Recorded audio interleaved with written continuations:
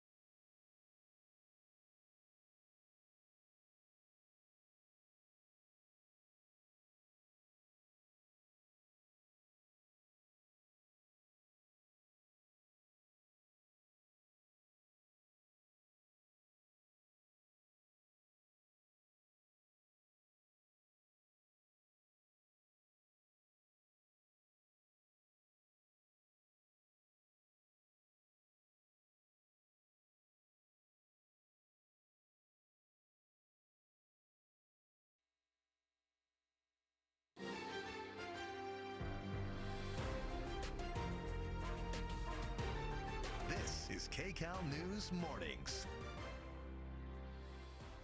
And welcome to KCAL News at 11 on CBS Los Angeles and streaming on CBS News Los Angeles. I'm Marcy Gonzalez. The U.S. Supreme Court hands down two more big decisions that could affect millions of Americans. First, a ruling on denying services to same-sex couples. Then the High Court says no to student loan relief for up to 40 million people. KCAL News reporter Natalie Brand is live outside of the Supreme Court.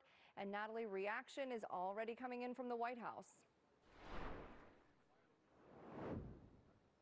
That's right, and we are expecting to hear from President Biden a little later this afternoon. Student groups, meanwhile, had been out here protesting in front of the Supreme Court. They held a rally and then said that they were going to march to the White House in protest of the decision by the Supreme Court. The 6 conservative justices saying the administration went too far in using a federal law regarding national emergencies to try and erase nearly $500 billion in debt.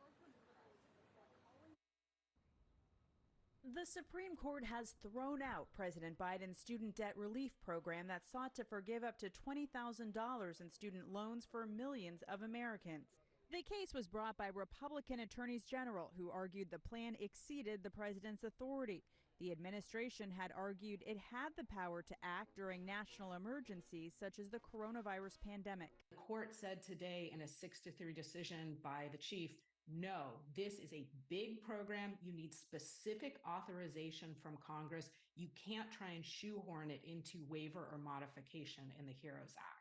The Supreme Court also weighed in on a case that pitted gay rights against a Colorado web designer's claims of free speech and religious beliefs. The justices ruled 6-3 in favor of Lori Smith, who sued over a state law saying making wedding websites for same-sex marriages conflicts with her religious beliefs, and Colorado's law violates to force an individual to speak in ways that align with its views but defy her conscience about a matter of major significance. In her dissent, Justice Sonia Sotomayor wrote, "For the first time in its history, the court grants a business open to the public a constitutional right to refuse to serve members of a protected class." Critics of that decision worry that it could open the door to discrimination against other groups. Marcy. President Biden is saying this isn't over for student loan relief. So what are the next steps?